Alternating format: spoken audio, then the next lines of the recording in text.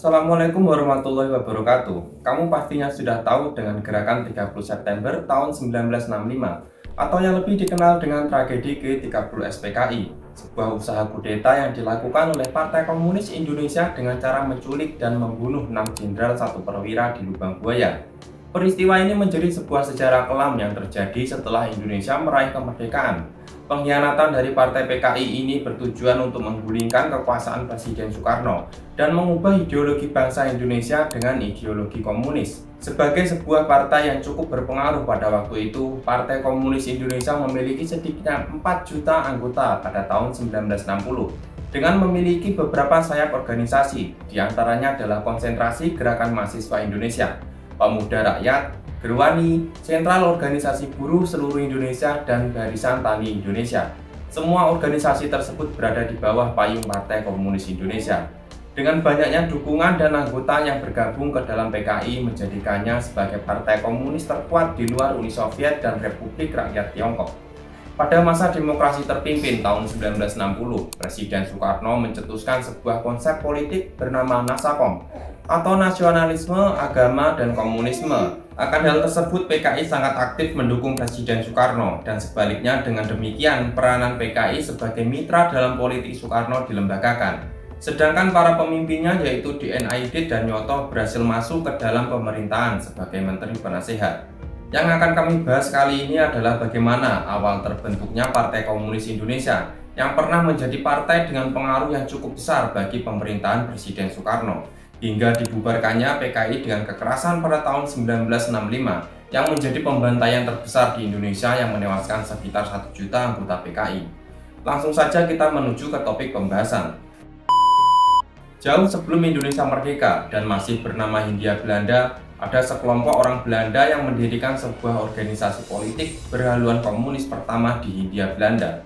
Nama dari organisasi politik tersebut adalah Indisch Sociaal-Democratische Vereniging, atau dalam bahasa Indonesia berarti Perhimpunan Demokrat Sosial Hindia, yang didirikan oleh Henk Sneevelt pada 9 Mei 1914 di Surabaya, yang mana organisasi ini menjadi cikal bakal terbentuknya Partai Komunis Indonesia. Pembentukan ISDV ini bertujuan untuk memperkenalkan ideologi Marxisme-Leninisme kepada orang-orang Indonesia serta mengedukasi untuk mencari cara menentang kekuasaan kolonialisme Belanda, namun tidak menuntut kemerdekaan bagi orang Indonesia. Pada saat awal pembentukannya, organisasi ini memiliki anggota sebanyak 100 orang dan hanya ada 3 orang dari kalangan pribumi Indonesia. Namun setelah Sneevelt memindahkan markas pusat ISDV ke Semarang yang semula berada di Surabaya, membuatnya banyak menarik anggota dari kalangan agamawan, nasionalis, dan aktivis gerakan lainnya, yang kemudian pada tahun 1917 setelah Partai Komunis Bolshevik di bawah pimpinan Vladimir Lenin melakukan pergerakan revolusi Oktober untuk menggulingkan kekuasaan sebelumnya. Henk Sneevelt beranggapan bahwa Indonesia harus mengikuti apa yang terjadi di Rusia tersebut dengan membentuk pengawal merah yang beranggotakan 3.000 orang dari tentara dan pelaut Belanda di Hindia Belanda untuk melakukan pemberontakan di Pangkalan Angkatan Laut Utama Belanda di Surabaya dan membentuk sebuah Dewan Soviet. Namun hal tersebut dapat diatasi oleh pemerintahan Hindia Belanda dan para pemimpin ISDV termasuk Henk Sneevelt dikirim ke Belanda, sedangkan para tentara dan kalangan militer Belanda dijatuhi hukuman 40 tahun. Semenjak itu ISDV mulai bergerak di bawah tanah dengan mengajak para anggota syarikat Islam seperti Semaun dan Darsono untuk mendirikan revolusioneris lebih dalam ke Marxisme, yang pada akhirnya keanggotaan ISDV didominasi oleh orang Indonesia, menyisakan sekitar 25 orang Belanda dari 400 anggota. Pada Kongres ISDV tahun 1920, dirubahlah struktur kepemimpinan dan nama organisasi tersebut. Semaun ditunjuk sebagai ketua dan Darsono sebagai wakil ketuanya, sedangkan nama organisasinya berganti nama menjadi Perserikatan Komunis Hindia atau PKH. Dalam Kongres Kedua Komunis Internasional tahun 1921, PKH menjadi anggota pertama dari wilayah Asia yang dihadiri oleh Henk Sneevelt. Di tahun yang sama, dalam Kongres Syarikat Islam ke-6, Kyai Haji Agus Salim melarang anggota Syarikat Islam memegang keanggotaan ganda karena telah menyadari strategi yang dilakukan oleh Sneevelt. Keputusan tersebut membuat para anggota komunis merasa kecewa dan memilih keluar dari syarikat Islam seperti Tan Malaka dan Semaun, yang kemudian pada tahun berikutnya Sekembalinya Semaun dari Rusia, ia membentuk Perserikatan Buruh Hindia. Karena ia berkeyakinan bahwa prioritas utama dari Partai Komunis adalah untuk mendapatkan kontrol penuh dari persatuan buruh. Karena revolusi tidak akan tercapai kalau tidak ada persatuan dari kelas buruh. Seperti halnya revolusi Oktober di Rusia yang berhasil karena pekerja buruh melakukan pemogokan berskala nasional serta melakukan demonstrasi secara besar-besaran. Kemudian tahun 1924, sekali lagi nama partai ini diubah menjadi Partai Komunis Indonesia atau PKI. Nama yang sering kita dengar dalam buku sejarah Indonesia. PKI pernah melakukan pergerakan revolusi untuk menggulingkan pemerintahan kolonial Belanda pada bulan November 1926. Saat itu pemberontakan yang dipimpin oleh Alimin dan Musso sebagai petinggi PKI mengerahkan ribuan massa dari Serikat Buruh Perdagangan dan Pekerja Buruh Kereta Api untuk melakukan pemberontakan di wilayah Jawa Barat dan Sumatera Barat, yang kemudian PKI mendeklarasikan pembentukan sebuah republik. Menanggapi hal tersebut, pemerintah Hindia Belanda mengerahkan pasukan militer untuk menghancurkan pemberontakan yang didalangi oleh Partai Komunis. Sebanyak 13.000 orang ditahan dan para kader Partai Komunis berjumlah sekitar 1.300 orang diasingkan. 800 diantaranya dikirim ke kamp tahanan Bovendigul di Papua. Semenjak itu, pemerintah Hindia Belanda melarang segala aktivitas dari Partai Komunis Indonesia. Sebelum pemberontakan terjadi, Tan Malaka sebagai salah satu petinggi PKI sudah tidak setuju dan menolak dengan tegas terjadinya aksi pemberontakan. Karena menurut dari kacamata Tan Malaka, pemberontakan tersebut pasti akan berujung dengan kegagalan. Karena basis kaum pekerja di Indonesia adalah petani, bukan buruh pabrik seperti halnya di Uni Soviet. Selama masa pelarangan oleh pemerintah Hindia Belanda, PKI tetap aktif namun bergerak secara rahasia di berbagai serikat-serikat buruh dan kalangan mahasiswa-mahasiswa Indonesia.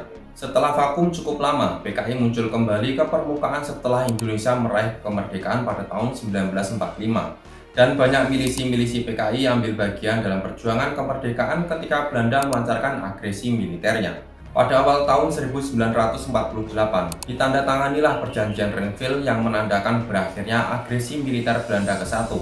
Namun hal ini memunculkan kericuhan yang cukup serius di kalangan milisi PKI karena isi Perjanjian Renville tersebut merugikan pihak Indonesia. Karena hanya wilayah Jawa Tengah, Yogyakarta, dan Sumatera saja yang diakui sebagai bagian dari Republik Indonesia. Diketahui ada dua hal yang melatar belakangi sebagai pemicu pemberontakan PKI di Madiun tahun 1948. Yang pertama, tersingkirnya golongan komunis yaitu Amir Syarifuddin sebagai Perdana Menteri Indonesia yang kemudian digantikan oleh Muhammad Hatta.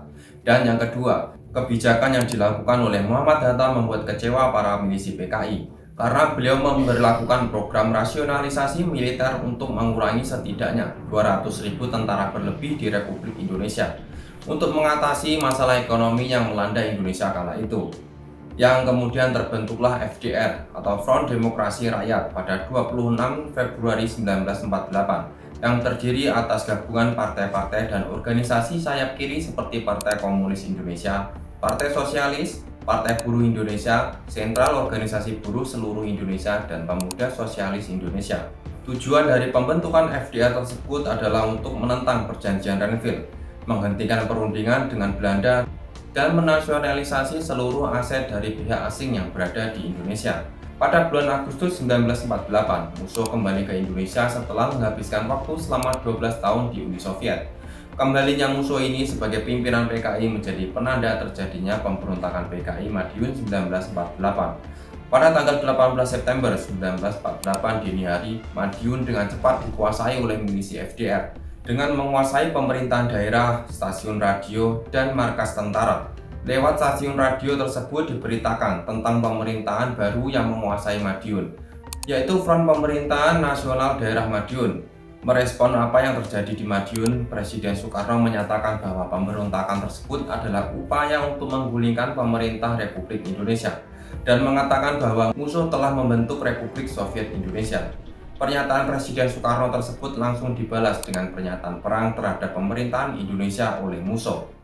Namun anehnya entah ada angin dari mana, keesokan harinya beberapa pemimpin FDR seperti Kolonel Djoko Suyono, Sumarsono, dan Amir Syarifuddin menyatakan lewat saluran radionya bahwa sebenarnya apa yang terjadi di Madiun bukanlah kudeta, melainkan upaya untuk mengoreksi kebijakan pemerintah menuju ke arah revolusi yang berbeda, serta kesediaannya berdamai dengan pemerintahan Indonesia. Tetapi pernyataan tersebut diabaikan oleh pemerintahan Indonesia dan tetap melakukan operasi militer. Kurang lebih selama 3 bulan, pembersihan para pemberontak di wilayah Madiun yang dipimpin oleh Kolonel Gatot Subroto dan Abdul Haris Nasution dilakukan. Sebanyak 35.000 pemberontak berhasil ditahan, dan untuk korban tewas dari FDR tidak diketahui pasti berapa ribu nyawa yang melayang. Sedangkan untuk para petingginya seperti Musso, Amir Syarifuddin, Maruto Darusman, Joko Suyono, Suripno, dan petinggi FDR lainnya dapat dipastikan dihukum mati. Terlepas dari pemberontakan PKI di Madiun, aktivitas partai ini tidak dilarang oleh pemerintahan Indonesia dan tetap berfungsi seperti tidak terjadi apa-apa. Beberapa tahun kemudian, tepatnya tahun 1951, PKI mulai bangkit kembali dengan pemimpin-pemimpin mudanya, yaitu DNAID sebagai ketua partai, Nyoto sebagai wakil ketuanya, Sekretaris Jenderal PKI dipegang oleh Sudisman, dan Sakirman menempati petinggi Politbiro Sentral Komite PKI. Saat itu jajaran elit partai tidak ada satupun yang berusia di atas 30 tahun. Di tangan Aidit, partai PKI mengambil posisi sebagai partai nasionalis yang mendukung kebijakan anti-kolonialis dan anti-barat yang telah digaungkan oleh Presiden Soekarno. Oleh sebab itu, Presiden Soekarno menaruh perhatian lebih terhadap partai PKI. Apalagi PKI aktif mendukung rencana demokrasi terpimpin yang telah diwacanakan oleh Soekarno. Dalam pemilu legislatif pertama yang digelar tahun 1955, Partai PKI mampu menduduki peringkat keempat dalam perolehan suara dengan 16% dari keseluruhan suara. Partai ini memenangkan 39 kursi DPR dari 257 kursi yang diperebutkan. Di sini kedudukan PKI di dalam pemerintahan Presiden Soekarno semakin menguat, apalagi ditambah ketika tahun 1960 konsep politik Nasakom atau nasionalisme, agama, dan komunisme dicetuskan oleh Soekarno untuk menyatukan berbagai ide politik dalam mensukseskan demokrasi terpimpin. Pada bulan Maret 1962, Aidit dan Nyoto diangkat menjadi Menteri Penasehat. Semakin menguatlah pengaruh komunisme di dalam pemerintahan, yang kemudian diusulkanlah keangkatan kelima yang terdiri dari petani dan buruh yang dipersenjatai. Usulan ini merupakan gagasan dari pemimpin PKI yang bermaksud dengan adanya angkatan kelima ini dapat membantu mobilisasi dalam menuntaskan operasi Dwi Kora menghadapi Malaysia. Namun hal itu tidak disetujui oleh jajaran petinggi TNI Angkatan Darat karena dikhawatirkan akan terjadinya penyalahgunaan senjata oleh PKI. Dalam hal ini Presiden Soekarno tidak terlalu mengambil sikap karena Soekarno cenderung mendukung konfrontasi dengan Malaysia seperti halnya dengan PKI. Menjelang terjadinya gerakan 30 September pada bulan Juli 1965, sebanyak 2.000 anggota PKI menggelar latihan militer di dekat Pangkalan Udara Halim Perdana Kusuma dalam rangka mempersenjatai rakyat yang telah banyak mendapat dukungan dari kalangan petinggi militer Angkatan Udara dan Angkatan Laut. Pada 30 September 1965, siang harinya di Jakarta, dua organisasi PKI yakni Gerwani dan Pemuda Rakyat mengadakan demonstrasi massal menanggapi inflasi yang melanda Indonesia. Dan malam harinya menjelang tanggal 1 Oktober 1965, peristiwa berdarah yang mengatasnamakan gerakan 30 September terjadi. 6 jenderal dan 1 perwira diculik dan dibunuh oleh pasukan Cakrabirawa, pimpinan Letkol Untung Syamsuri, yang berafiliasi dengan PKI, yang kemudian mayat para jenderal tersebut dibuang ke dalam sebuah sumur tua di wilayah Lubang Buaya, Jakarta Timur, dekat Pangkalan Udara Halim Perdana Kusuma, markas gerakan 30 September.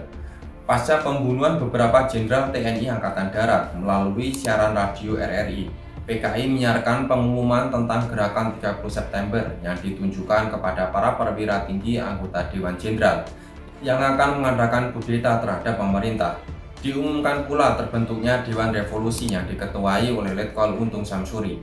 Beredarnya isu terbentuknya Dewan Jenderal yang beranggotakan para jenderal TNI Angkatan Darat yang dicurigai akan melakukan kudeta di hari Angkatan Bersenjata pada tanggal 5 Oktober 1965 menjadi penyebab dibunuhnya ketujuh jenderal tersebut. Sebagai tandingan, Biro Khusus PKI membentuk gerakan yang dinamai Dewan Revolusi Indonesia yang nantinya berperan dalam gerakan 30S. Namun setelah peristiwa G30S hingga pemakaman para jenderal di tanggal 5 Oktober 1965, keberadaan Dewan Jenderal yang dituduhkan PKI tidak terbukti. Dengan banyaknya jenderal senior yang meninggal dan hilang, Soeharto mengambil alih kepemimpinan tentara dan menyatakan kudeta yang dilakukan oleh PKI telah gagal, dan langsung mengkampanyekan propaganda anti-komunis dan menyerukan pembersihan di seluruh negeri. Propaganda ini berhasil meyakinkan orang-orang Indonesia. dan pemerhati internasional bahwa dalam dari semua peristiwa ini adalah PKI. Penyangkalan PKI sama sekali tidak berpengaruh, maka ketegangan dan kebencian yang terpendam selama bertahun-tahun pun meledak. Pembersihan besar-besaran pun dilakukan. Petinggi militer dan pejabat pemerintahan yang menjadi simpatisan PKI pun ditangkap. Pembersihan PKI dimulai pada Oktober 1965 di Jakarta, yang selanjutnya meluas ke Jawa Tengah, Jawa Timur, Bali, dan menyebar ke seluruh penjuru negeri. Pembantaian terburuk terjadi di wilayah Jawa Tengah dan Jawa Timur. Setidaknya selama masa pembersihan dari tahun 1965 sampai 1966 telah merenggut sekitar 500.000 sampai 1 juta orang simpatisan PKI.